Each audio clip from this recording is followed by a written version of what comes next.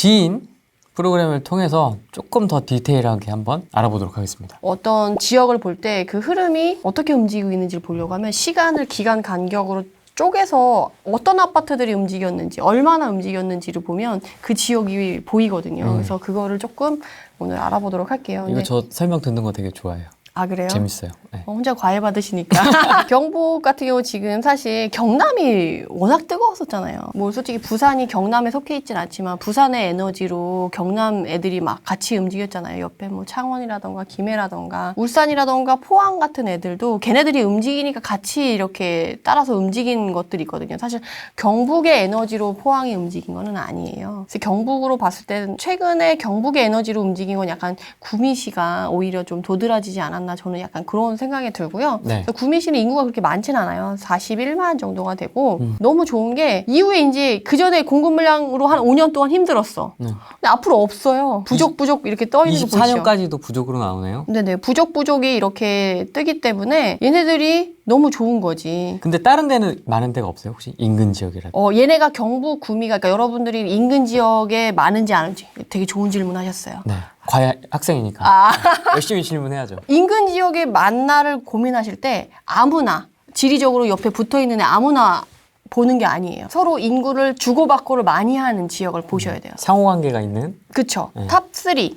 세 개 지역 정도는 보는 게 좋은데 경북 구미는 7고급이랑 대구, 달서구, 포항 요 세 개 지역이랑 서로 인구를 많이 주고받더라고요. 그래서 걔네들도 공급 물량이 많은지 어쩐지를 확인을 하시면 좋은데 제가 대충 봤거든요. 별로 없어요. 대구는 조금 있지 않습니까? 대구 달서구가 조금 있긴 한데 필요량에 비해서 막 이렇게 많진 않아요. 필요량에 비해 요만큼 22년도인가에 조금 이렇게 있었고 그 전후로는 그렇게 또 많지 않았어요. 공급 물량의 어려움은 이제 끝났다. 요새 갱신청구가 쓰니까 뭐 2년, 4년 가잖아요. 네. 근데 지금 전국적으로 지금 수급 불균형이 심한 편이어서 이제 얘네는 5년 동안 힘들었는데 사실 건설사가 와가지고 막 때려 부지는 않을 거 아니에요. 그러니까 그런 의미에서 봤을 때 앞으로는 조금 그런 공급 물량의 여파에서는 조금 자유롭지 않을까 싶어요. 보시면 아시겠지만 지금 전고점에서 그렇게 많이 가지 않았어요. 하락 속도는 조금 더디게 천천히 왔는데 상승은 그나마 조금 빠른 속도로 움직이고 있어서 전체적으로 부동산 시장이 좀 빠르게 움직이잖아요. 그래서 여러분들이 모니터링 하실 때도 좀 가격의 움직임이 빠르다 싶으면 빨리 보시는 것도 좋아요. 얘네가 시장 강도가 바닥을 친 건 2018년인데 시세 움직이기 시작한 거는 2020년 4월부터 움직였어요. 그러는데 그 에너지가 모여서 이제 막 반영이 되는 거기 때문에 이제 가셔야 돼요. 구미 안 가봤다. 그럼 임장 가셔야지. 구미가 산업단지가 그렇게 막 좋지는 않아요. 분위기가 평택처럼 막 이제 막 자급자족으로 떠오르고 막 반도체, 삼성, 막 LG 막 너무 좋아 이런 분위기는 사실 아니라서 사람들이 구미에 관심을 좀 안 가는 분들이 좀 많으세요. 그리고 투자자분들도 거기는 전체적으로 지역 경제가 그렇게 뭐 살아나는 분위기는 아니고 최근에 공급 물량도 소화하는 게 조금 더뎌서 그게 매력적인 도시는 아니야라고 생각해서 안 가시는 분들도 좀 있으시긴 한데 요새는 조금 다들 한번 가봐야 되나? 약간 요런 분위기고 기존에 있던 산업단지가 아예 막 없어지고 이런 건 아니잖아요. 물론 뭐 평택처럼 새로 막 확 좋아지는 건 아니지만 어느 도시는 아무리 안 좋아도 인구가 0이 되진 않거든요. 그렇다고 한다면 기존에 살던 사람들이 몰려가는 지역, 몰려가는 단지는 충분히 투자 가치가 있을 수가 있거든요. 그래서 그런 거 위주로 예쁜이들 위주로 골라다니시면 그것도 나름 틈새 투자 방법이 하나 될 수 있지 않을까 싶어요. 왜냐하면 좋은 데 가면 정말 너도 나도 싸워서 경쟁률이 심하잖아요. 네. 지금 뭐 수도권에 괜찮은 애들은 중간에 가로채기라던가 뺏어가기 이런 거 많고 그리고 중간에 또 매도자들이 마음을 바꿔가지고 정말 돈 들고 왔는데 그 자리에서 막 2, 3천 올리고. 네네 뭐 그런 게 많은데 이제 구미는 안 그러니까 편안하게 스무스하게 갈 수가 있는 거죠. 구미역에 딱 내리면 어디부터 봐야 됩니까? 투자의 관점에서.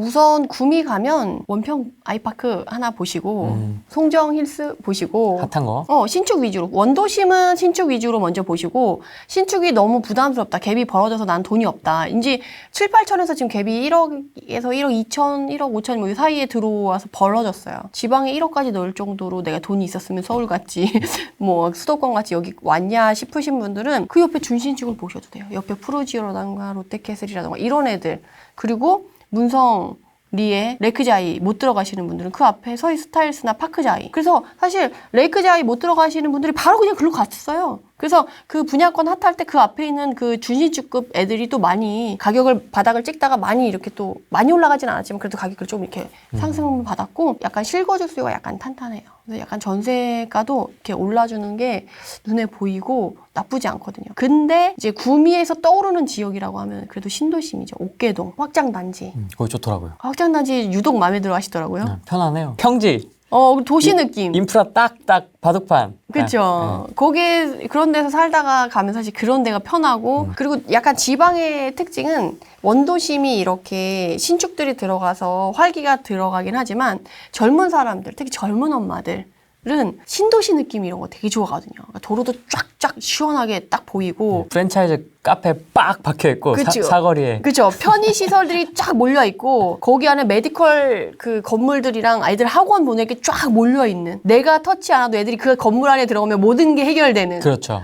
그런 걸 너무 좋아하거든요. 근데 그런 것들을 해결하려면 확장단지까지 가야지만 구미는 그게 해결이 돼요. 옥계동도 그게 커버가 안 되거든요. 옥계동도 아직은이 아니죠. 걔는 2010년 전후에. 근데 입지 자체가 이렇게 계획돼서 막 이렇게 막 들어간 게 아니고 이렇게 옆으로 그냥 길게 늘어서 있고 기존에 있는 그 인프라에서 약간 개발이 돼서 좀 발전이 되는 형태여가지고 확장단지처럼 이렇게 탁탁 정돈되어 있어 우리가 원하는 그런 구조는 안 나오거든요. 어느 지역이나 지금 지방도 그렇고 지방의 특성은 이렇게 원도심이 좀 쇠퇴하기 시작해서 새로운 데들이 땅이 많잖아요. 지방은 빈 땅이. 그래서 빈 땅을 위주로 이제 개발을 시작해서 이쪽으로 도심권이 이동을 하면 젊은 사람들이나 수요층은 그쪽으로 어쩔 수 없이 이동을 하게 돼요. 이제 매매 거래량이 1385개잖아요. 네. 지금 12월 달에. 근데 월 평균 거래량이 521건이에요. 그러니까 평소보다 한 2.5배 정도는 됐다라는 거죠. 그러니까 이전에 지금 거래가 안 됐을 때는 어때요? 월 평균 거래량은 678인데 매매 거래량은 494개로 오히려 집이 필요한데 살 필요가 있는데 다들 안 산 거지. 더 떨어질까 봐 무서워서.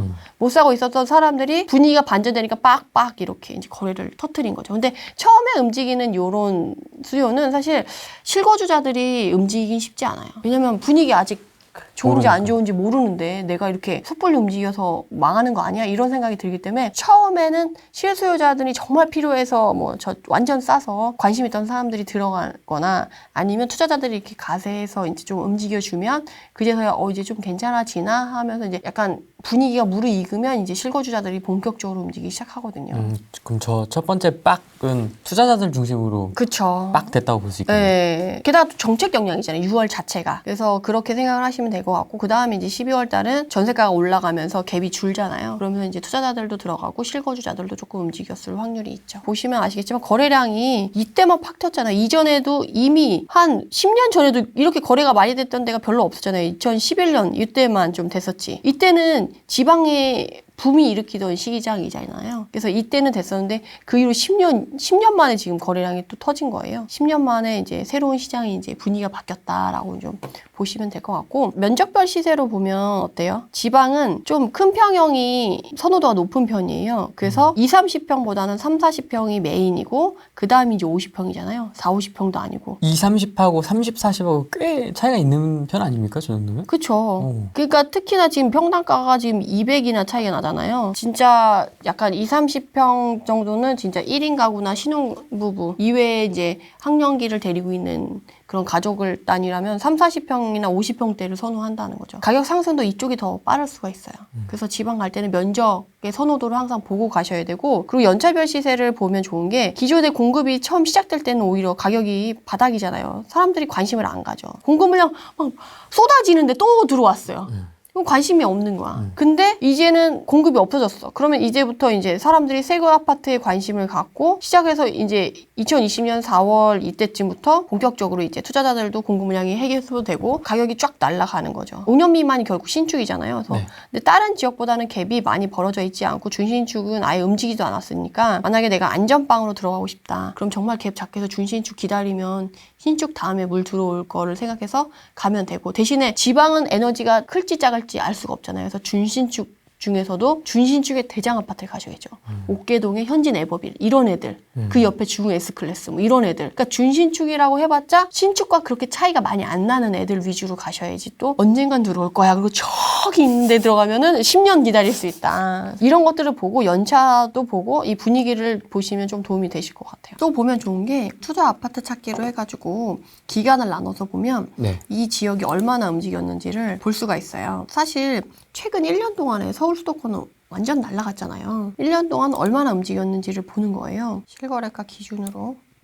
이렇게 보는 거죠. 여기서 진감률 순으로 보는 거죠. 1년 동안에 어느 동이 제일 많이 올랐나? 공단동이 많이 올랐대요. 공단동은 어딥니까? 우리가 잘 안 봤던 데죠. 후미진대예요. 근데 주공 4단지고요. 35년 차예요. 매매가가 1억 1천이에요. 어떤 느낌이에요?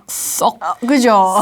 썩고 썩은. 투자자들이 지금의 특징이 여기 황상동도 그렇거든요. 황상동의 주공 아파트도 그렇고 1년 동안에 상위권에 있는 애들이 다 어때요? 소형 평형에다가 다 썩은 애들, 30년차 이상 된 애들, 가격대가 다 1억, 공시지가 1억 이하 나올 것 같은 애들로 지금 상위권을 다 차지하고 있죠. 그러니까 구미 안에서도 그런 애들만 지금 사실 거래가 많이 되고 상승이 있었다는 거예요. 1년 동안은. 근데 이거를 최근으로 바꾸는 거죠. 임대차 3법 이후에 지금 가격이 많이 전세가도 올랐고 그 전세가 때문에 매매가를 밀어 올린 지역들이 많았잖아요. 네. 그러니까 그거를 그렇게 설정을 해주는 거죠. 이 투자 패턴이 바뀌었나를 보는 거예요. 기간별로. 이렇게 나눠서 진감률을 보죠. 옥계동이 떴죠. 갑자기. 옥계 에덴. 얘도 근데 소형 평형이죠. 썩었죠. 8천. 옥계동까지 이제 스타일, 소형으로 본 거예요. 퍼진 거네요. 네네네. 그리고 공단 송정도 이렇게 갔잖아요. 근데 이거를 조금 더 이제 최근으로 더 바꿔볼게요. 상승률이 높은 애들이 선산읍, 송정동, 도량동, 황상동. 근데 여기도 다 그렇게 아까랑 차이가 없네요. 금액별로 오른 애로 보면은 옥계동이나 이런 애들이 뜨거든요. 근데 진감률로 보면 그 차이가 있어요. 그러니까 왜냐면 낮은 가격대 애들이 조금만 올라도 그렇죠. 비중이 높게 올라가니까. 네, 그러다 보니까 이 진감률로만 보면 안 되고 이 매매가 상승률로도 보시면 좋거든요. 이걸 보실 때 데이터에 안 빠지시려면 그런 것들을 꼭 비교해서 보셔야 돼요. 그리고 매매가 지금 보시면 아시겠지만 옥계동의 현재 네버빌 엠파이어가 아까 말씀드린 옥계동의 준신축의 거의 대장 아파트급이라고 제가 아까 말씀드렸잖아요. 네. 60평대인데도 불구하고 가격이 지금 오른 거잖아요. 2% 정도가. 네. 그러니까 얘네들은 평형대가 넓은 애들도 거래가 좀 된다는 거죠. 그리고 도량동의 롯데캐슬은 2년차 새 아파트죠. 24%가 올랐다는 거예요. 보실 때 여기서도 구미 중흥 S클래스, 산동읍의 S클래스가 있잖아요. 얘네가 이제 확장단지. 얘도 25%. 그러니까 지금 신축들은 대부분 지금 20%대로 상승이 되고 있다라고 볼 수가 있는 거죠. 투자를 할 때 정말 그 1억 이하 다주택자여서 난 정말 명의 취등록세 중과 배제 받는 것만 투자할 거야 그러면 그런 것만 찾아다니는 사람들이 아까 같은 그런 거를 하는 거고 명의 뭐 취등록세 중과되는 거 뭐가 중요해? 수익만 나면 되지. 라고 하는 사람들은 이제 이런 신축급이나 이제 준신축에서 평형대를 넓혀가면서 조금 물건을 고를 수가 있는 거죠. 공시지가 1억 이하를 찾아다니시는 분들이 또 한 축이 있는 거고 그치. 나는 뭐 세금? I don't care. 더 크게 먹을래. 이제 그런 분들은 또 이런 걸 또 보고 그쵸. 이게 다른 것 같아요. 그러니까. 근데 요새 트렌드가 작년까지만 해도 12% 무서워, 8% 무서워, 약간 이런 분위기였거든요. 근데 12월 달을 딱 기점으로, 작년 12월 달 기점으로 그게 뭐? 어때서? 뭐 어떡하라고? 양도세에서 어차피 공제되잖아. 한 달만 지나면 취등록세 그거 뽑는데 굳이 그걸 내가 신경 써야 돼? 그러니까 투자금이 더 들어가는 거죠. 솔직히 취등록세가 막 뻥튀기가 되니까. 투자금이 있다고 한다면 별 상관없어. 12% 중요하지 않다? 예. 그렇다는 분위기가 있고.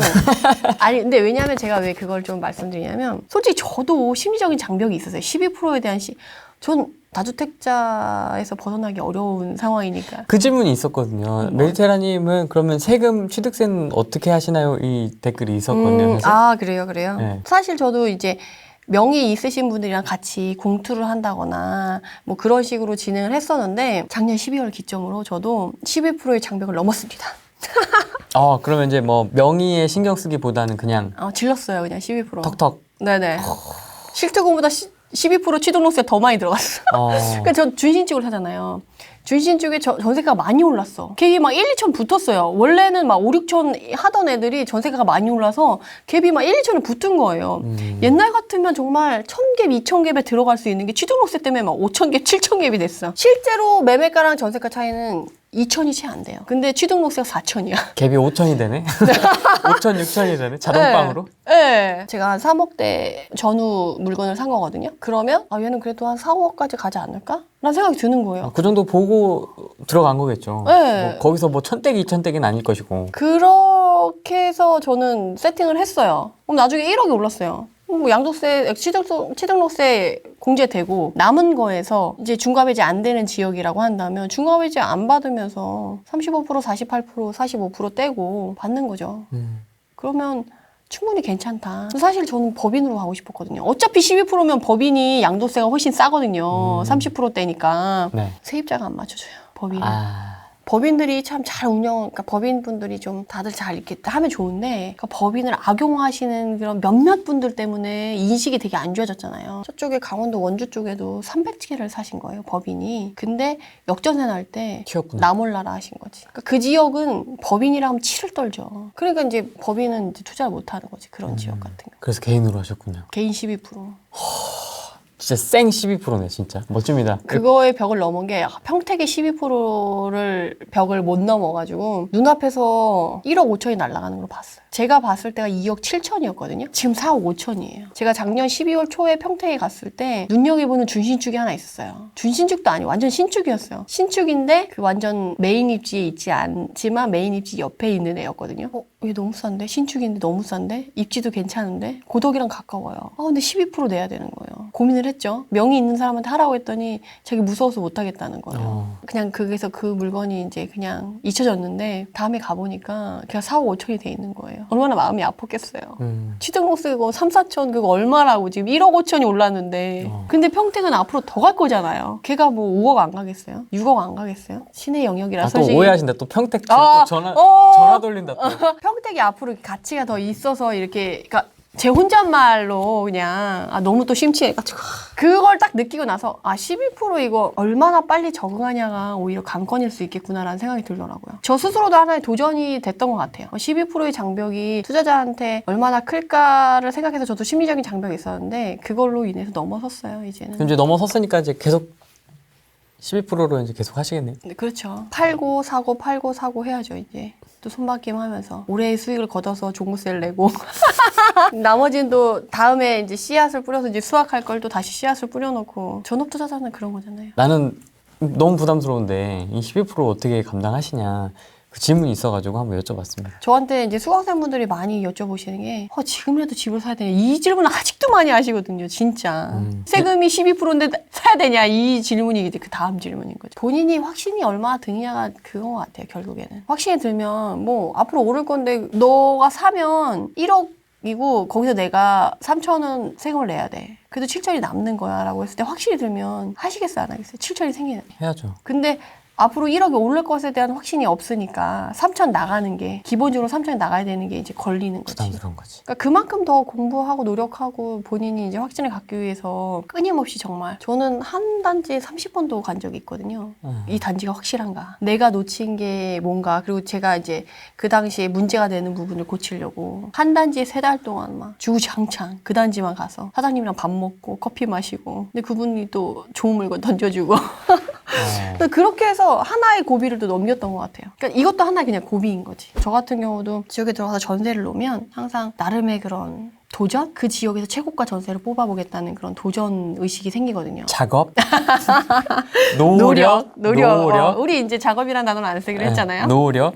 그런 노력을 통해서 이렇게 좀 올리는 것도 있어서. 그래서 제가 전세자분들한테 내가 만약에 돈이 있다 그러면 전세 사시지 말고 어차피 전세자금 대출 받아서 할 거면 똑같은 이자인데 그 집주인한테 내 돈을 레버리지를 쓸 수 있게끔 빌려주지 말라고 저는 항상 얘기를 하거든요. 신혼부부한테도 차라리 집을 사라. 전세 자금 대출 받아서 전세 살 거면 차라리 집을 사는 게 내 집이라고 한다면 뒤로 갈수록 정말 집값은 올라갈 거거든요. 우리가 이제 50살, 60살 이제 노후가 돼서 할머니, 할아버지가 되면 주거 비용에 대한 부담이 점점 커지거든요. 수입이 없어진다고 그러면 내 집 하나 있어서 주거 비용만 안 드는 것만으로 충분히 삶의 질이 달라지거든요. 그래서 저는 내 집이라고 한다면 가격이 얼마든 뭐 떨어질 거를 고심하지 말고 저는 내 집 마련은 무조건 하나는 있어야 된다라고 보거든요. 만약에 그것 때문에 부들부들 하시는 분이 있으시다고 한다면 그 부들부들한 걸 승화시켜가지고 본인한테 더 좋은 방법을 찾아가시면 좋을 것 같아요. 그냥 부들부들하고 끝내. 화만 내.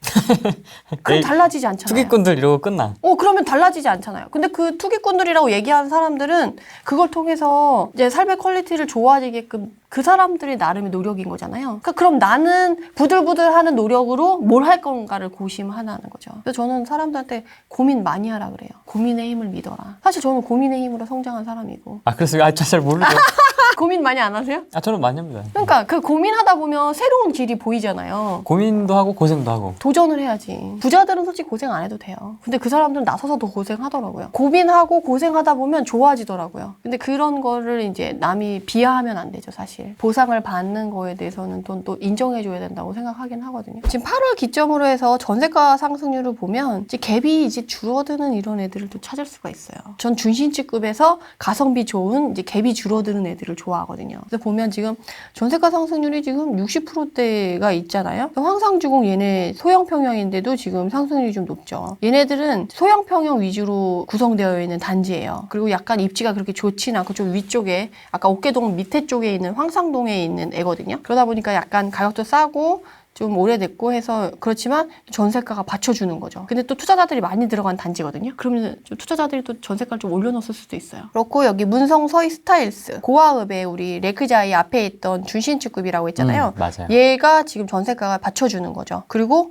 산동읍의 확장단지 우미린 풀하우스 얘도 지금 보시면 아시죠? 30평대가 이 지역의 메인이라고 했잖아요. 30평대, 40평대가 메인이었잖아요. 이 네. 메인 애들이 지금 전세가가 날아가는 거거든요. 전세가가 올라가는 거잖아요. 전세가도 중심이 먼저 오르고 얘네가 너무 올랐다 싶으면 저항선이 생겨요. 전세 사는 사람들이 막 9억, 10억 막 이렇게 올라갈 때까지 계속 전세 살지는 않잖아요. 그러면 그 지역 내에서 이제 저항선이 생길 때까지 핵심 단지가 다 올랐다. 그럼 그 전세도 그 주변으로 다시 또 퍼져서 그 주변에 있는 단지들이 또 전세가가 올라요. 우리 지난번에 왔을 때 제가 분당 전세가 오른 거 얘기 드렸던 거 기억하세요? 네. 그래서 핵심 지역이 다 오르니까 그 주변에 있는 전세가들이 많이 올랐었잖아요. 그래서 얘네들은 지금 보면 지금 고화읍의 레그자이 앞에 있는 준신축 얘도 2018년이면 진짜 어떻게 보면 신축이라고 오히려 얘기할 수 있는 건데 레그자이 때문에 얘가 준신축으로 지금 분류가 되는 거잖아요. 근데 이것도 신축으로 봐줘야 되는 거 아니에요? 3년 차인데? 저는 이런 애들은 준신축이라고 봐요. 이런 애들을 공략하는 거죠. 그럼 갭이 이제 봐보세요. 저 전세가가 이렇게 올라서 갭이 지금 또 7천 정도가 되잖아요. 근데 지금 또 매매가가 또 한번 튀었으니까 한 7천 정도 되네요. 전세가도 올랐고 매물이 2억 5천대 나오고 매매는 3억 2천대 나오네요. 어쨌든 갭은 7천으로 좀 유지되면서 전세가가 받쳐준다는 거죠. 근데 전세가가 안 받쳐주면 매매가만 날아가고 전세가 이 정도면 갭이 점점 벌어지거든요. 근데 얘 같은 경우는 갭이 똑같이 유지되면서 가잖아요. 그럼 전세가가 받쳐줘서 같이 간다는 거예요. 그러니까 이런 것들을 확인하면서 갈 수가 있는 거죠. 그러면 최근에는 어떠냐라고 좀 보면 똑같이 얘네들이 아직도 하고 있잖아요. 전세 증감률로 봤을 때는 똑같이 비슷하네요. 그러니까 구미는 아직도 공시지가 1억 이하 단지 투자가 활발하다라는 거예요. 그 외에는 아직 그렇게 많이 움직이지 않았다. 대신에 분양권들은 솔직히 좀 많이 움직였죠. 아까 말씀드린 대로 1년 동안에 거래량으로 한번 볼까요? 구포동, 구평동, 옥계동, 원평동, 구표동, 원평동 이런 애들이 됐네요. 그래서 이거 한번 볼까요? 구포동은 어디 있는 애인가? 밑에 있는 애네요. 우리가 아까 옥계동이 이쪽이 확장 현재 내버빌이 옥계동이 여기 아까 메인 단지라고 했잖아요. 네. 그 밑에 있는 애네요. 구포동의 성원아파트. 이런 애들이 아까 공시지가 1억 이하. 옥계동 인근에 있으면서 걔네 1인 가구나 이런 사람들이 살 법한 그런 데까지 사람들이 눈을 돌려서 이제 가는 거죠. 그러니까 공시지가 1억 이하 투자하시는 분들도 나름의 그런 게 있거든요. 기준이. 예. 그래서 이렇게 메인 들어가고 그 주변을 퍼지고. 사실 먼저 움직이는 황상동에 아까 황상주공 애들이 좀 먼저 움직이긴 했어요. 공시지가 1억 이하로는. 메리트라님은 이런 지역에 이런 가격대에 지금 이런 상승을 어떻게 좀 보세요? 공시지가 지금 1억이야? 사실 공시지가 1억 이하는 조금 리스크가 있어요. 공시지가가 1억이 넘더라도 실수요가 받쳐줘서 내가 매도를 할 때 탈출구가 될 수 있는 단지만 들어가라고 말씀드리거든요. 저도 그런 것만 투자를 하고 공시지가 1억 이하인데 매매가는 막 3억 이렇게 되는 애들이 있어요. 그래서 이번에 공시지가 발표된 이후로 1억 이상 돼서 이제 공시지가 1억 이하 단지에서 벗어난 애들도 있고 거기 인근에서 이제 마지막 1억 이하로 남아있는 애들도 있거든요. 근데 저는 그런 애들이 훨씬 더 가치 있다고 봐요. 왜냐하면 그런 거 상관없이도 있는 거잖아요. 근데 지금 공시지가 1억 이하에 그런 거 없이 실수요 없이 그냥 이 가격에만 메리트가 있어가지고 정말 생뚱맞은 데다가 했다. 실수요 안 온다. 근데 나중에 정책으로 만약에 공시지가 1억 이하도 이제 다주택자 취득세 중과한다. 그럼 어떻게 되겠어요? 빠져나갈 방법이 없죠. 없죠. 근데 그렇게 될 확률은 거의 없어요. 왜냐면 1억 이하까지 막 그렇게 하면 여기 사는 사람들의 취등록세나 이런 부분들이나 또 반발이 또 있을 거거든요. 그래서 그걸 쉽게 건드리지는 못해요. 그렇게 막 나와서도 옛날 같았으면 벌써 막 이렇게 막 건드리고 했을 텐데. 알고는 있지만은 알고는 그냥- 있지만 건드리긴 좀 그렇고 지금 상황이 또 지금 보궐선거 이후로 조금 힘들잖아요. 그렇죠. 네, 그래서 막 괜히 또 벌집을 쓰실 필요는 없다. 또 이렇게 생각하실 수도 있을 것 같긴 한데 어쨌든 공시지가 1억 이하 단지를 투자를 하는 거를 그러니까 활용하는 건 좋아요. 활용하는 건 좋은데 그 단지를 고를 때 조건을 꼭 그 가격만 보고 가는 게 아니라 입지랑 실수요를 같이 봐가지고 나중에 출구 전략을 만들어 놓고 해야지 그냥 하면은 한 번에 골로 갈 수 있다. 메디테라님 스타일은 아니죠. 아, 저는 아니죠. 저는 차라리 공시지가 1억 이하이더라도 매매가는 3억이나 2억대가 돼서 오히려 실수요자들이 받쳐주는 그런 애들이 있거든요. 근데 그런 애들은 공시 가격이 왜 낮은 거예요? 반영이 안 된 거죠. 반영이 안 된 것도 있고 또 소형 평형인 경우가 많아요. 왜냐면 소형 평형 애들은 또 특성이 있어요. 공시지가가 이렇게 빨리빨리 오르지 않더라고요. 반영이 안 되고. 그리고 또 오래된 애들. 그리고 주변에 이제 신축들이 많이 있는데 걔만 공시지가 1억 이하인 경우도 있거든요. 그리고 갑자기 최근에 투자자들이 들어가서 갑자기 급등한 경우. 공시지가는 1년에 한 번씩 바꾸잖아요. 네. 근데 그걸 못 따라오는 거지. 근데 이번에 이제 공시지가 이것도 너무 빠르게 해서 부작용이 있다라고 이제 되기 때문에 걔네들까지 이렇게 사실 이번에 공시지가 1억 이하에서 넘어선 물건들 개수가 되게 많아져가지고 또 그것 때문에 논란이 됐었어요. 왜냐면 청약 대기 수요가 거기에 거주하는 분들도 있었거든요. 그거는 무주택으로 봐준다고 해가지고 이것저것 논란이 좀 많이 돼가지고 공시지가 1억 이하 하실 때는 기본적으로 너무 이렇게 가격만 보고 들어가시면 좀 리스크가 있고 실수요 맞춰주는 거 꼭 확인하셔야 되고 그리고 입지 만약에 정말 갭이 작고 그리고 이렇게 보면 다 연차가 막 30년이 넘어가잖아요. 그러면 재건축까지 생각하고 내가 잘못해서 가면 재건축까지 됐을 때 사업성이라던가 수익성이 괜찮다 싶은 걸 들어가셔야지 뭐 이도저도 아닌데 그냥 막 들어갔다. 전국에 이런 30년 차 이렇게 뭐 거의 다 되는 애들이라던가 넘은 애들이 공시지가 1억 이하 애들이 다 재건축이 될 확률은 없잖아요. 그 중에서도 될 애들만한 걸 가야지 나중에 걔가 재건축 얘기가 나오면 또 빵빵 수익이 터지는 거죠. 그래서 그런 것들을 조금 고려해서 하시면 좋지 않나? 아직 투자자들이 좋아하는 물건만 좀 아직 많이 움직이는 것 같고 최근 10일로 한번 아주 짧게 봐볼까? 이런 애들은 이제 실거주자들도 움직이고 투자자들도 좀 움직이고 근데 이거 빼고는 다 지금 보면은 아까는 그런 애들이 상위권을 다 차지하고 있었다고 한다면 지금은 1위만 빼고는 S클래스, 확장단지, 에버빌 뭐 이런 애들은 지금 실거주자들이 좀 움직일 수 있을 만한 애들이잖아요. 네. 그래서 이렇게 해서 좀 변해가는 거라고 좀 보시면 될 것 같아요. 근데 가보시면 이 데이터로는 한계가 있어요. 가셔가지고 제가 아까 지도로 보여드렸던 거 있잖아요. 거기에 있는 애들의 움직임을 보는 게 구미는 조금 더 빠를 것 같아요. 데이터에서는 지금 투자자들이 움직이는 걸로 거의 꽉 차 있어가지고 그게 드러나지 않거든요. 그래서 지역별로 이 시기를 끊어봤을 때 투자의 흐름이 변화되는 게 보여지는 지역이 있고 보여지지 않는 지역이 있는데 구미는 딱 보여지는 지역은 아닌 것 같아요. 가봐야 좀 보이는 파악이 되고. 왜냐하면 가격의 움직임이 상승률로 봐서는 지금 저가 애들이 워낙 많이 움직이기 때문에 여기 데이터상에는 걔네가 다 찾아보니까 걔네가 들어올 게 없는 거예요. 원래 이제 준신취급에 원래 한 2억, 3억 하던 게 3, 4억 됐다. 그러면 걔네가 오히려 더 금액적으로는 더 크게 움직인 거잖아요. 1억짜리 애가 1,000만 원 움직인 것보다는. 근데 그런 애들은 이제 상승률 면에서 좀 떨어지니까 여기 데이터에서는 좀 안 드러날 수가 있는 거죠.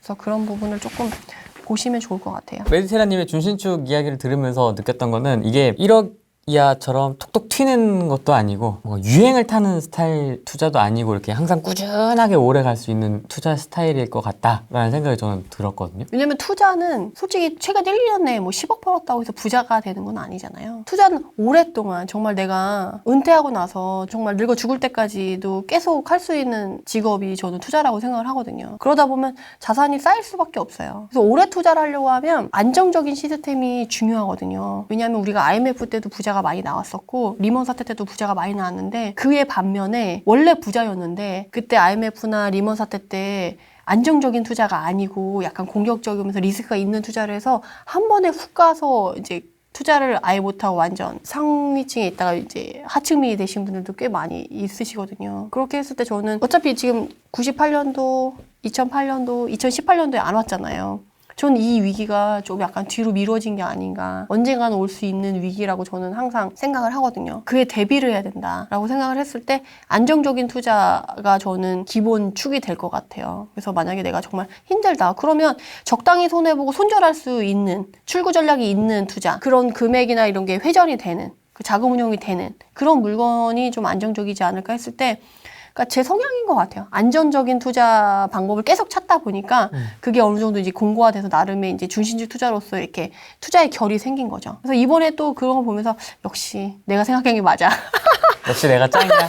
아니 그런 건 아니지만 내 성향엔 이게 맞아 이게 된 거죠. 자기한테 맞는 투자 스타일을 잘 정리하신 것 같아요. 근데 사실 최근에 공격적인 투자하신 분들이 솔직히 수익률이 더 높긴 했어요. 그건 신축 맞죠. 막 신축, 분양권 막 분양권 하시는 분들은 막 몇 억씩 금방 먹었죠. 근데 저는 후회는 안 해요. 왜냐면 그분들은 이제 그거 외에 이제 기류가 바뀌게 되면 그걸 이제 계속 할 수가 없잖아요. 그럼 그 사람들은 새로운 이제 투자법을 찾아야 되고 해야 되는데 과연 그때 먹었던 수익률의 맛을 아는데 그 이하로 나오는 수익률의 방법을 꾸준히 하기도 쉽지 않을 뿐더러 또 새로운 방법을 또 찾기가 쉽지 않거든요. 투자를 그때 해서 수익이 나는 것도 중요하지만 꾸준히 본인이 투자할 수 있게끔 그걸 찾아가는 게 전 중요한 것 같아요. 구미 광고권으로 이렇게 다시 만나게 돼가지고 또 저희끼리 또 촬영도 하게 됐지만은 구미를 가서 투자해라 이게 저희 방송의 취지가 아니고 그렇죠. 이렇게 메디테라님이 설명해 주시는 그런 접근법을 좀 배워서 자신만의 투자 스타일을 좀 만들어 나가 보시라 하는 차원에서 저희가 영상을 찍어서 보내드리는 거기 때문에 지역 이런 거 물어보지 마시고요. 댓글로 답변도 안 합니다 저희가. 지역을 볼 때 너무 협소하게 보지 말고 넓게 보셨으면 해서. 왜냐면 똑같이 가성비 좋은 애, 수익률 좋은 애를 찾을 때 3개의 지역을 알고 투자하는 거랑 10개의 지역을 알고 투자하는 거랑은 수익률이랑 가성비가 크게 차이가 나거든요. 그러니까 여러 지역의 시야를 넓게 두고 투자하는 게 정말 중요해서 여러분들이 요새는 막 어디 좋다 그러면 그냥 막 거기 몰려서 거기만 보고 이게 최고겠거니 금사빠 금방 사랑해받아서 금방 사버리잖아요. 다른 거 공부도 안 하고 쳐다보지도 않고. 근데 그렇게 하시면 투자를 오래 할 수가 없어요. 저기 힐스테이트가 보이네요. 아 근데 여기는 솔직히 송정동은 이 정도 먼저 보시면 될 것 같아요. 준신축 보시는 분들은. 왜냐면 아직도 걔네는 안 움직였거든, 크게. 뭔가 이 5층짜리는 되게 귀엽다. 근데 얘네들이 재건축되기가 좀 쉽지가 않아요. 여기 사시는 분들이 워낙 원주민 분들이 이제 돈이 없으신 분들이 많으셔가지고 반대를 많이 하신대요. 그래서 힐스 들어올 때도 얘네들을 좀 하고 싶어가지고 좀 건설사들이 좀 건드린 단지들이 몇 있었는데 반대가 오히려 많아가지고 그냥 이 구역 쪽으로만 들어온 걸로 제가 알고 있거든요. 공시지가 발표돼가지고 1억 이상 넘어가는 단지들이 많아졌고 그리고 그렇게 됨으로써 인해서 투자자들의 운신의 폭이 줄어들었잖아요. 그러다 보니까 리스크가 더 커진 거죠. 그리고 지금 뭐랄까 또 우리가 내년 대선을 생각해야 되잖아요. 그래서 내년 대선 되면 또 부동산 시장이 한 번 또 분위기가 바뀔 거라서 그때를 대비하셔서 조금 예비비도 좀 준비해 두시고 그때 만약에 기회가 왔다 그러면 바로 또 총알을 쓰셔야 되기 때문에 그런 거에 좀 대비해 두시면 좋을 것 같아요. 왜냐면 그런 변혁이 있을 때 기회도 있거든요. 근데 리스크도 같이 오기 때문에 옛날에 8.2 때도 그랬고 9.13도 그랬고 그쵸. 1216도 그랬고 저는 그래서 파리 대책 발표되고 나서 소강기 때 자기가 만약에 돈이 있었다. 그럼 서울에 오히려 그때 꺾였을 때 들어갔어야지. 그때 막 1, 2억씩 빠졌었는데. 그리고 원래 없던 단지에 금매도 막 생겼었잖아요. 제가 그래서 부동산 처방전 낼 때도 그때 광명 놓친 걸 진짜 너무 뼈 아프게 저도 생각하는데 그런 식으로 약간 변혁이 한번 있을 때마다 그렇게 실투급이 만약 있다 그러면 바로 질러야죠. 저는 그래서 그때를 후회합니다. 그래서 저도 지금 약간 현금을 조금 축적하고 있어요. 솔직히 송정은 힐스랑 그 문성의 레이크자이 기준으로 봐서 걔네가 얼마나 가냐에 따라 준신축이 얼마큼 따라갈 수 있을까를 보고 가시면 크게 문제는 없을 것 같아요. 그런데 구미는 너무 넓게 보지 마시고 딱 포인트에 있는 대장 지역의 대장 아파트 그리고 그 옆에 대장 아파트를 같이 움직일 수 있는 준신축까지만 보시는 게 안전하지 않을까 싶어요. 왜냐면 생각보다 빠르게 움직였어요. 송정 대장은 저 힐스죠, 힐스. 네. 원평의 대장은 원평 아이파크. 그리고 고아읍의 대장은 문성 레이크자이. 그리고 옥계는 옥계 현진. 그리고 확장단지. 거기까지. 도량동은 롯데캐슬. 항상 부동산은 비교 학문이기 때문에 네네네. 이렇게 대장을 항상 찾아서 네네. 왜냐면 또 동마다 지금 신축이 거의 하나씩밖에 없어요. 되게 심플하네요 보기가. 어떻게 보면 진짜 딱 구미는 딱 보기 공부하기 너무 좋아요. 동마다 신축을 기준으로 해서 걔네가 얼마나 가격대가 형성되어 있냐. 근데 되게 신기한 건 신축들이 다 문성이나 여기 송정동이나 도량동이나 가격대가 4억으로 딱 맞춰져 있다는 거예요. 근데 그래도 이 송정이 그 원도심의 그 인프라의 그런 저력이라고 해야 되나? 그래서 송정 힐스가 조금 더 가격이 높아요. 그러니까 약간 도량이나 저쪽에 문성 같은 경우는 4억 초반대 형성됐다고 하면 얘는 4억 6천까지 지금 거래가 되고 있거든요.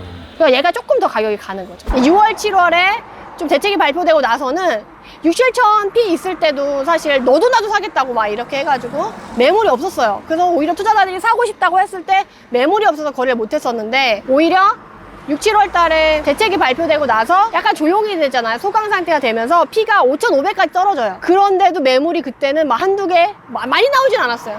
한두 개 이 정도 나오면서 이제 거래할 게 오히려 생기거든요. 6, 7천일 때는 매물이 없어서 못했어. 근데 오히려 대책이 발표되고 나서 이제 5,500까지도 물건이 나오면서 한두 개 오히려 더 거래할 게 많아졌다는 거죠. 그래서 이쪽에 사실 6, 7천 피가 붙으면서 사람들이 막 몰려왔을 때 수혜를 본 게 바로 이쪽에 있는 주신축인 서희 스타일스랑 파크자이 되겠습니다. 그래서 분양권 피 살려고 했는데 거래를 못해. 그러니까 그 사람들이 어디 가겠어요? 바로 근처에는 쟤도 괜찮은데? 쟤 준신축이야. 썩지도 않았어. 썩지렸어. 덜 썩었어. 덜 썩었어. 그 실수요자 괜찮다고 했잖아요. 제가 지방에서는 말씀드리는 게 10분, 15분 거리에 차로 이동이 가능한 인프라가 이용이 가능하면 단지 내에서 학군만 받쳐준다고 하면 사람들이 간다라고 했었잖아요. 이쪽 준신축급으로 투자자들이 많이 몰려갔었어요. 그래서 그 레이크자이 거래가 많이 됐을 때 오히려 이쪽 준신축 거래도 많이 돼서 오히려 이쪽도 가격이 좀 올랐었거든요. 그래서 4월 달부터 시작해가지고 투자자들이 이쪽 고아읍, 문성리 쪽으로 좀 사람들이 많이 왔었다. 결과적으로 지금 분양을 다 끝내놓고 이제 입주를 했을 때는 까봤을 때는 결국에는 송정동이 가격이 조금 더 높게 형성이 되긴 했어요. 근데 투자자들이 갔을 때는 분양권 안에서는 얘가 조금 더 피가 높고 거래가 많았다. 그래서 그 옆에 있는 주신축까지 영향을 좀 줬었다라고 생각을 하시면 돼요. 그래서 여러분들이 투자를 하실 때, 특히 지방 같은 경우 투자를 하실 때 주의할 점은 지금 시장에서 무조건 신축 먼저 보시지만 신축이 너무 날라갔다 그러면 그 인근의 주신축까지 같이 보시는 게 좀 좋다. 왜냐면 같이 움직일 수 있고, 특히나 지금은 또 전세가 좀 많이 부족한 시장이잖아요. 특히나 구미는 이제 공급 물량이, 누적 물량이 많이 이렇게 있어서 가격이 막 떨어졌다가 지금은 공급 물량이 없고 그 이후에도 공급 물량이 거의 없거든요. 그래서 지금 전세가가 상승 여지가 더 있어요. 특히나 지금 시장이 하반기에 가을 시장 다들 기대하고 있잖아요. 전세가 더 오를 거라고. 맞습니다. 네, 그렇게 봤을 때 구미도 공급 물량이 지금 많지 않아가지고 향후 전세가 상승을 좀 기대할 수 있는 지역이거든요. 그렇다고 한다면 준신축급에서 인프라가 떠 있는 애랑 없는 애랑 실수요가 물론 차이가 나겠지만, 그렇지만 내가 좀 좋은 괜찮은 단지에 살고 싶다. 근데 여기 인프라는 없긴 하지만 단지 내에 가면 나름 만족도가 있고 쾌적도가 있고 유해시설이 없어요. 그리고 이런 애들의 특징은 또 학원차들이 막 발달이 잘 돼 있는 경우가 많아서 딜리버리를 해줘요. 그러니까 나는 조용하게 아이들을 키우고 싶다라고 하면 이런 단지들도 약간 실수요자들이 충분히 좋아할 수 있을 만한 단지라는 거죠. 우리 이동할 때 한 10분 걸렸나요? 얼마 안 걸렸죠? 밀리지도 않고. 그러니까 조용하잖아요. 차도 안 막혀. 그러니까 사람들이 생각보다 차로 10분, 15분 거리면 충분히 사람들이 이동을 한다는 거죠. 그렇게 봤을 때 어쨌든 너무 신축만 목매지 마시고 준신축까지 좀 너무 썩은 것까진 말고 그 다음, 그러니까 신축보다는 못하지만 그래도 사람들이 충분히 요 정도 그림 나오는 애들의 준신축급들은 좀 같이 봐주시는 게 좋다. 만약 젊은 세대 그리고 약간 돈 좀 있다 그런 사람들은 사실 옥계동이랑 확장단지 먼저 보는 편이에요. 거기는 약간 신도시 느낌이고, 아까 우리 원평이랑 송정동은 조금 구도심 느낌이고, 여기는 딱 떨어져서 단지밖에 없다. 약간 이런 느낌이라고 생각하시면 될 것 같아요. 특히나 뭐 도량동에도 롯데캐슬이 입주해가지고 새 아파트라서 가격이 뭐 신축 같은 경우 30평대가 4억 가지만 걔네는 그 단지 하나밖에 없어요. 근데 얘는 이렇게 단지 밀집도가 이렇게 있잖아요. 그리고 우선 거리를 걸어보면 되게 안전하다는 느낌이 딱 들고, 아이들이 가방 메고 다니거나 이렇게 학원차가 막 왔다 갔다 하고 활발하고 이렇게 뭐랄까 그 도시에 활기가 있다고 해야 되나? 거리에? 쟤네들 안전하게 지금 걸어가고 있잖아요. 왜냐면 엄마가 봤을 때도 이렇게 걸어다니면 마음이 안 불안해. 이 현준 에버빌이 보면 되게 도색도 되게 산뜻하게 해놨어. 그러네? 약간 자이풍. 네. 자이 스타일. 그러니까 이 현준 에버빌이란 브랜드가 사실 그렇게 요- 브랜드 있는 애가 아닌데, 보이세요, 이거? 네, 도색이라던가 이런 주차장도 이렇게 연결해서 잘 해놨고, 오히려 저기 옆에 중흥 같은 경우는 브랜드가 있어가지고 2016년식이어서 사실은 입지적으로는 얘보다는 좀 떨어져요. 세대수도 근데 좀 비슷해. 저긴 1200, 여긴 1300 정도 되는 것 같더라고요. 그렇게 봤을 때 지금 한 34평형이 한 3억 1000 정도 됐었고, 저기는 한 3억 4천 정도 되더라고요. 그렇게 봤을 때 저기가 조금 더 신축이고 중흥이란 브랜드가 있어가지고 가격이 좀 더 나가는 거죠. 근데 우리가 이제 투자자들을 봤을 땐 가성비를 따진다고 하면 입지 좋고 가성비 좋은 데가 조금 더 이쪽이기 때문에 사실 투자자들이 먼저 와서 구미에 공부를 한다. 그럼 2단지 먼저 보고 그 다음에 이제 브랜드를 찾아가거나 이제 학원은 저쪽가 이렇게 형성되어 있거든요. 저쪽 도로에. 그래서 그쪽으로 보시면 될 것 같고 대신에 이 단지 앞으로 지금 노랑 버스들이 막 많이 다니잖아요. 지금도 막 노랑 버스 저기 서 있는 게 보이는데 학원가가 저 옆에 있기 때문에 다 델리버리를 해요. 그 약간 목동이나 우리 대치동처럼 학원가가 막 다 퍼져 있는 게 아니어가지고 밀집돼 있어가지고 여기는 단지 내 상가라던가 단지 밀집되어 있는 데 위주로 사용하고 학원은 딜리버리로 간다 라고 생각하시면 돼요. 근데 여기는 경사도가 좀 심해서 단지별로 좀 이렇게 경사도 더 심한 애, 덜 심한 데로 좀 나눠져요. 그래서 여기 보시면 아시겠지만 지금 단층 보이세요?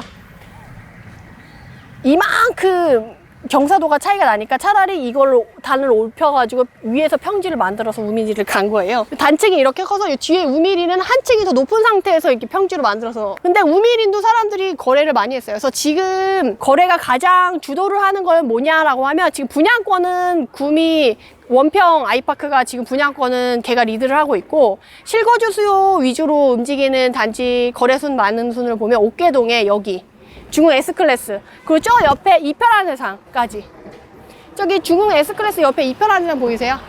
거기까지 해가지고 지금 옥계동에 이 에버비를 중심으로 해서 에너지가 쫙 퍼져가지고 지금 이 단지 위주로 좀 가고 있다. 에너지. 상승의 에너지 중요하죠. 근데 이 에너지가 크냐 작냐에 따라서 이제 물이 퍼져 나가냐 안 퍼져 나가냐인데 작년부터 시작해가지고 이 현진 에버비를 시작해서 저세가 상승을 받쳐주면서 10월에 전세가 상승 올라오고 갭이 줄어들고 다시 상승 에너지가 생기면서 그 에너지가 좀 여기 옥계동 안에서도 쫙 퍼져 나간다라고 보시면 될 것 같아요. 구미에서 옥계동은 젊은 수요층이 가장 선호하는 지역으로 내가 만약 아이를 키운다고 한다면 학원, 학군 이런 걸 생각한다면 이쪽을 먼저 보시고 이쪽을 먼저 사람들이 올 수밖에 없는 그런 단지라고 생각을 하시면 좋을 것 같아요. 여기에서도 지금 보면 전세가가 비슷하잖아요. 근데 갭이 작은 걸 찾는다고 한다면 이제 준시주급에서도 그 동별의 그 약간 인프라라던가 사람들이 형성되어 있는 가격이 있잖아요. 그렇기 때문에 앞으로도 전세가가 받쳐주고 좋아질 지역, 그러면 갭이 줄어들 지역 위주로 이제 가야 되는데 만약에 아예 갭만 보고 간다고 하면 좀 원도심이 오히려 더 갭이 작을 수가 있어요. 그렇지만 이제 본인들이 상승률로 봤을 때는 좀 갭이 벌어진 게 오히려 더 좋을 수도 있어서 그런 것들의 본인의 성향에 따라서 이제 임장을 가보시면 좋지 않나 라고 생각이 듭니다. 되게 구미 지역 자체도 그렇게 큰 도시는 아닌데도 이 차로 이동을 하면서 보니까 동네마다의 그 뚜렷한 개발이 언제 되느냐에 따라서도 확실히 분위기가 다르네요. 그래서 제가 지방을 갈 때는 구역을 나눠서 봐야 된다고 말씀을 드리는 거예요. 완전히 이렇게 나눠져 있어요, 딱. 그래서 지금 구미는 이제 원평동이 완전히 빌라랑 이제 유흥이라던가 이런 걸로 조성이 되어 있는데 거기에 지금 아이파크가 들어가는 거잖아요. 그래서 걔가 새바람이 불어서 주변에 인프라가 좀 생겨 좋아질 거를 이제 송정동이랑 나눌 거고 송정동은 원래 구미역이랑 이제 버스터미널이랑 시청이라던가 인프라를 갖고 있는데 이제 새로운 아파트들이 만약에 걔네들이 재건축이 된다고 하면 새바람이 불겠죠. 훨씬 도와지겠지. 그리고 가격대를 잘 가치를 받을 수가 있어요. 왜냐면 발 움직여.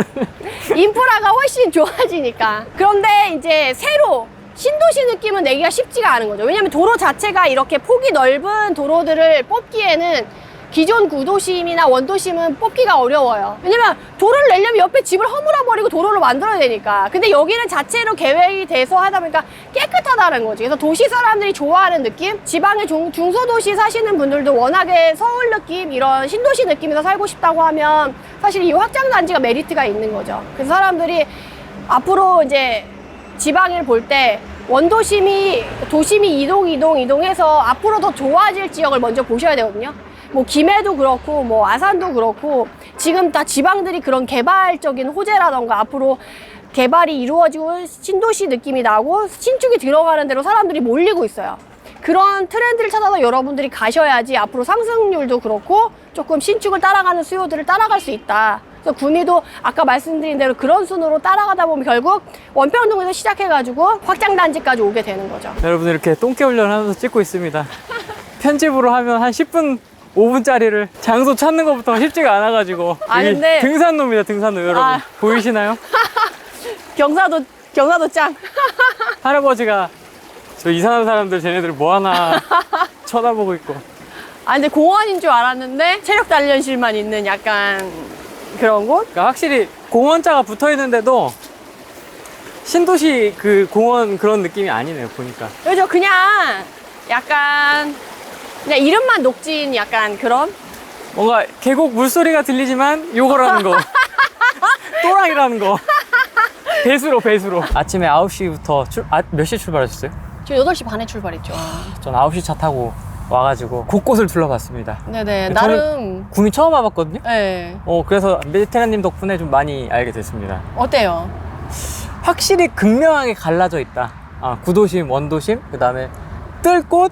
좀 표현이 좀 그렇지만 라이징 스타가 보였고 또 이런 구도심에 또 신축 들어가는 것도 보고 해서 굉장히 좀 대전하고도 좀 비슷한 느낌도 좀 많이 받았고 확실히 수도권하고는 조금 느낌이 확실히 다르다. 사실 경상북도가 사실 그간에 좀 공급 물량도 많았고 특히 구미 같은 경우는 산업이 조금 힘들다 보니까 산업단지가 이제 활성화되는 게 좀 떨어지다 보니까 사람들이 좀 관심을 그간 좀 덜 받았었어요. 그래서 이제 약간 공급 물량도 소화되는 속도가 여기 조금 더뎌 부분이 있어서 2015년 이후로 이제 하락을 해서 최근 2020년 거의 한 중반 4월 전까지 좀 하락을 해서 바닥을 다졌었거든요. 네. 근데 이제 막 바닥을 다지고 작년부터 확 올라오기 시작을 했거든요. 그래서 구미는 그동안 너무 좀 약간 사람들이 많이 등한시했다. 가격이 너무 많이 떨어졌다. 저렴하다. 약간 이런 느낌들이 있어서 투자자분들이 대책 발표 이전의 대책 효과를 보기 이전부터 사람들이 진입했던 지역 중에 하나고 투자자들도 그렇고 실거주자들도 그렇고 이제 구미를 조금 약간 사람들이 관심을 갖는 시기가 아닌가 싶어요. 초창기에 바닥을 다지는 작년 4월 달부터는 투자자들이 먼저 움직이기 시작했다고 한다면 지금부터는 약간 실거주자들도 같이 움직일 타이밍이 아닌가 싶어요. 왜냐하면 작년 10월에 이제 전세가가 상승을 하면서 매매가가 올라가는 걸 보고 그 실수요자분들이 이제 우리 지역도 이제 가격이 올라가나 약간 이런 느낌을 받으셨을 거란 말이에요. 그래서 상승 초입에는 사실 실거주자들이 바로 움직이기는 쉽지가 않아요. 그래서 투자자들이 먼저 움직여서 이제 가격이 움직이고 특히나 작년에 전세가 상승으로 실거주자분들이 먼저 경험을 하셨을 거란 말이에요. 그래서 원도심과 이제 신도심을 나눠서 보셔야 되지만 이제 원도심에서는 신축 위주로 본다던가 이제 신축을 따라갈 수 있는 준신축까지 보고 신도심이라고 한다면 이제 옥계동이랑 확장단지 위주로 먼저 보시면서 이제 실거주라고 한다면 본인이 마음에 드는 데를 이제 먼저 들어가 있는다라는 느낌으로 조금 적극적으로 생각해 보셔도 나쁘지 않겠다 싶어요. 그래서 지금 오늘 둘러보니까 이전에 비해 확장단지도 인프라가 많이 좋아졌더라고요. 전에 왔을 때는 공실이 진짜 많았었거든요. 근데 오늘 보니까 공실이 거의 없고 메인 쪽은 다 찬 거 아니에요? 네, 그러니까 메디컬이랑 이제 학원가 쪽은 거의 다 들어와 그래서 메인이 형성되어 있다라는 느낌이 들더라고요. 그러면 이제 사실 옥계동이 학군이 더 약간 안정화가 되어 있었는데 이제 그렇게 되면 확장단지도 학군이 안정화되면서 더 이제 탄탄해지는 안정성을 유지하게 되거든요. 그러면 구역이 이렇게 다져진다고 해야 되나? 가격이 다져지고 실수요자도 더 다져지는 느낌이 있거든요. 근데 이것들이 지금 가시화되는 게 보이거든요. 그래서 여러분들이 이제 지역별로 사실 읍면리까지 지금 보는 상황이잖아요. 정책발 때문에. 네. 그렇게 했을 때 틈새. 네, 그렇게 틈새를 봤을 때 이제 원래 울산도 산업이 안 좋았잖아요. 중공업 산업이라던가 이런 게 안 좋았지만 이제 공급 물량이 사라지고 나서 이제 울산도 날아가고 그리고 경상북도에서 지금 포항이 먼저 움직였잖아요. 그렇게 봤을 때 이제 경산, 구미도 같이 보셔도 나쁘지 않다. 그래서 좀 같이 봐도 왜냐면 지금 송정동에 있는 애도 그렇고 지금 다른 뭐 도량동도 그렇고 최근에 오픈을 했던 그 분양을 했던 애들은 지금 2억대 분양을 해서 지금 거의 입주한 애들이 거의 4억대 정도 84 기준으로 2억이 올랐으니까 구미도 그렇게 나쁜 동네는 아니다. 그래서 분양가가 워낙 저렴하게 돼서 지금 분양가가 전세가가 되어 있는 거의 상황이거든요. 구미도 수요나 이런 것들이 그 나쁘지 않다. 그래서 워낙에 뭐 산업이 안 좋아졌더라도 인구가 0이 되지는 않잖아요, 솔직히. 제가 사실 울산을 볼 때 그런 느낌이 있었어요. 울산이 중공업이 확 빠지고 정규직이 막 3만 명 가까이 되는 거의 1만 명대 그 중후반까지 빠지거든요. 근데 그런 걸 보면서 울산이 확 쇠락한다는 느낌이 있었지만 그래도 울산의 그 원래 원주민들은 거기에 토박이 분들 있잖아요. 그런 분들은 버리고 가지 않아요. 그래도 중공업 산업이 어쨌거나 저쨌거나 젊은 사람들은 일자리를 찾아서 떠나거나 올 수가 있지만 그쪽에서 원래 살았던 정주 인구들은 이동하지 않거든요. 그리고 그쪽에 있어서 토착민에 있던 유지라고 하죠. 돈 있는 분들은 거기 안에서 대장 아파트는 먼저 움직일 거라고 생각했어요. 그래서 저는 울산을 그런 식으로 봤었고 공급 물량이 끝나자마자 새로 떠오르는 그런 지역들이 먼저 가격이 치고 올라가고 거기도 P가 마이너스 5천까지 뜨다가 P가 1억까지 붙다가 입주를 하고 난 이후도 계속해서 가격이 붙고 있거든요. 그런 것처럼 물론 구미는 인구가 40만밖에 안 돼요. 그래서 뭐 울산이나 대전이랑 비교하는 건 급이 안 되죠. 그렇지만 경상북도 안에서 지금 약간 구미가 최근 2020년 전에 한 5년 정도가 조정을 받고 하락을 받았어요. 그렇다고 하면 그 하락분을 회복해서 물가 상승분에 반영이 돼서 그 부분까지는 상승을 가야지 맞지 않나. 왜냐면 다른 애들도 다 지금 키 맞추기를 가고 있는 상황이잖아요. 그럴 때 구미만 안 간다? 그거는 아니잖아요. 그래서 지금 포항도 지금 가고 있고 그런 부분이기 때문에 서로 여기가 구멍이 있을 수 있는 거죠. 그런 구멍까지도 잘 챙기면 또 가성비가 나오는 단지들이 아까 있었잖아요. 네. 네, 그런 애들을 잘 챙긴다고 하면 투자할 데가 없는 게 아니고 명의만 있고 뭐 돈만 있다고 한다면 뭐 투자 물건은 언제나 있다. 투자할 곳은 많다. 그쵸. 내 돈이 없을 뿐이다. 명의가 없지. 돈도 요새는 저 영끌이라고 해야 되나? 어떻게든 땡기면 나오긴 나와요. 쥐어짜면 나와요. 솔직히 돈 없다고 하시는 분들 많으신데 저는 그분들한테도 말씀드리고 싶은 게 자신감이 없어서 돈을 쥐어짜지 못하는 거거든요. 근데 만약에 내가 정말 미래를 갔다 왔다. 이거 1억 오르는 단지인 걸 알고 있다라고 한다면 그 쥐어짜겠어요? 안 짜겠어요? 아유, 확실하면 해야죠.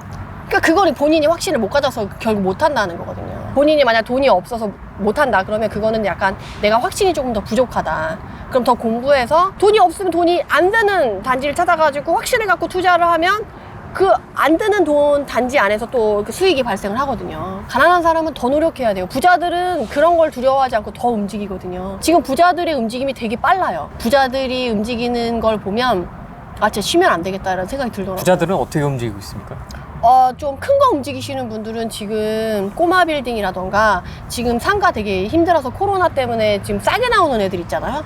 통건물, 특히나 숙박시설이 최근에 코로나 때문에 완전 죽었잖아요. 그래서 막 경영난에 허덕여서 정말 헐값에 나오는 애들을 거의 무피로 거저로 주소로 다니는 사람들이 각 지방에도 많고 그 약간 관광단지로 형성된 그런 지역들 있잖아요. 그런 데 위주로 막 찾아다니는 사람들이 지금 또 보이더라고요. 솔직히 돈을 많이 갖고 있는 사람도 그렇지만 돈이 없이도 그런 식으로 그 통건물을 헐값에 살려고 하시는 분들이 좀 돌아다니는 걸 보면 정말 투자의 기회는 만들어가는 거라는 걸 진짜 다시금 느끼게 되는 것 같아요. 여러분들이 구미에서도 한번 투자의 포인트를 한번 찾아보시면 좋을 것 같아요. 네. 막 아무데나 막 하라는 거 아닙니다, 여러분. 타이밍이 오고 실수요가 받쳐주고 리스크가 적고 가성비 나오는데 있잖아요?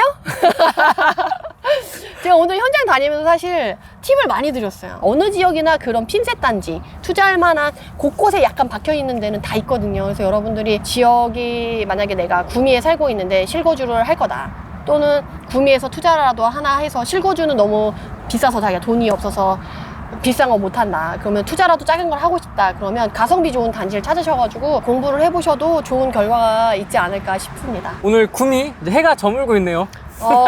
아침부터 정말 저녁까지 열심히 했네요. 네, 멀리 와가지고 저희 구미 한번 돌아봤고요. 다음 지역도 한번 나중에 기회가 되면 소개를 해드리도록 하겠습니다. 네네. 알겠습니다. 오늘 여기까지 하겠습니다. 고맙습니다. 예, 감사합니다. 안녕. 안녕. 구미 끝.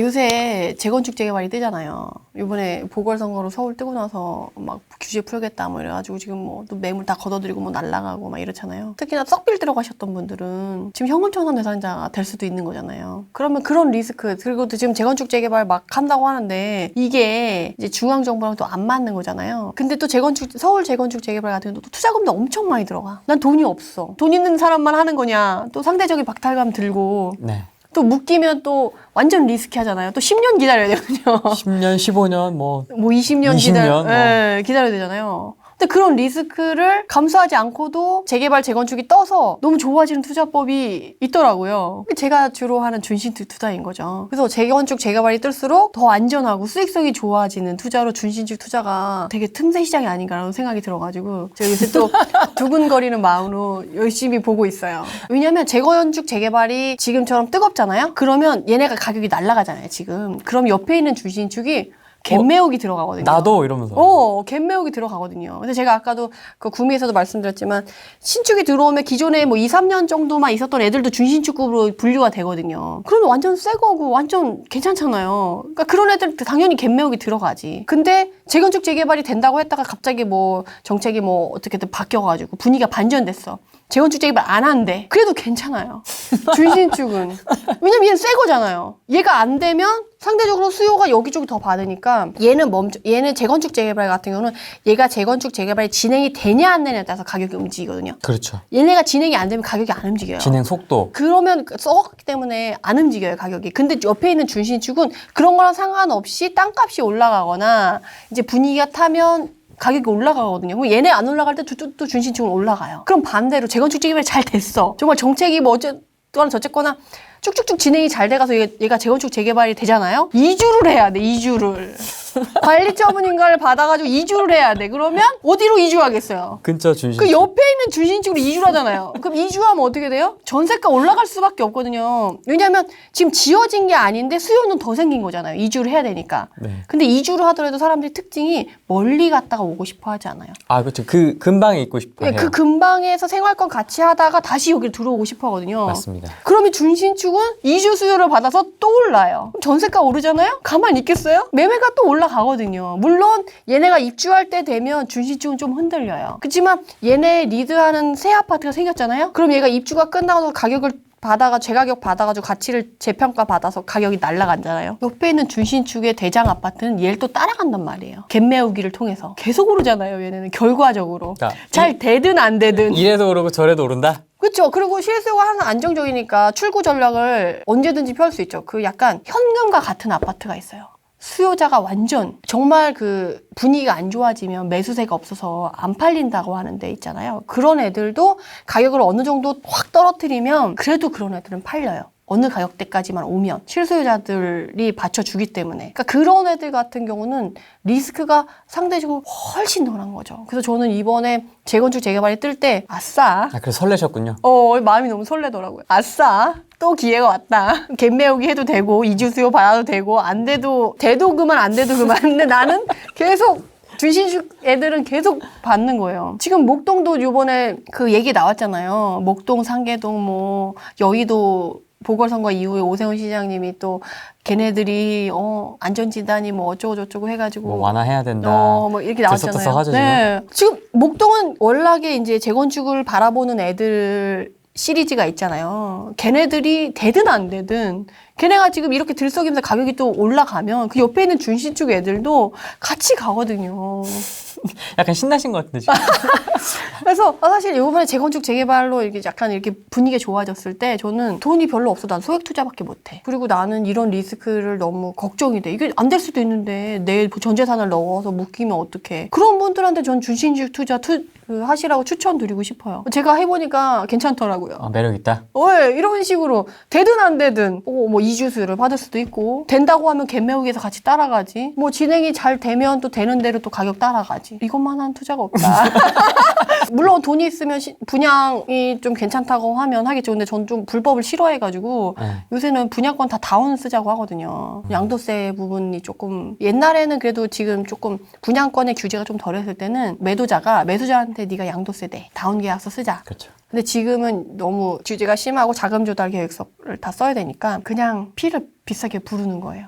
그럼 현금력이 더 있는 사람만 투자를 할 수 있는 거죠. 피가 2억이에요. 옛날 같으면 다운 계약서 써서 현금은 1억 주고 나머지는 뭐 내가 세금을 나눠서 뭐 할부로 내든 뭐 이런 식으로 해서 투자를 할 수 있었다고 한다면 지금은 뭐 현금을 딱 줘야 되는 상황인 거죠. 뭐 분양권 거기에 피에 뭐 대출이 나오는 것도 아니고 현금을 들고 있어야만 할 수가 있는 그렇죠. 거잖아요. 그러니까 그런 부분에서 준신축 투자는 내가 투자금에 상관없이 지역이랑 단지만 바꾸어서 하면 언제든지 쓸 수 있는 투자법인 것 같아요. 시장 바뀌었다고 뭐 크게 달라질 건 없는 것 같은데 지난번 찍었을 때와 조금 시차가 있기 때문에 얘기를 해주시면 좋을 것 같은데 비규제 지역 준신축 투자에 대해서 좀 어떻게 보시는지. 비규제 지역 중에 아직도 안 오른 애들이 있어요. 물이 안 오른, 그러니까 상승에 물이 많이 안 간 애들.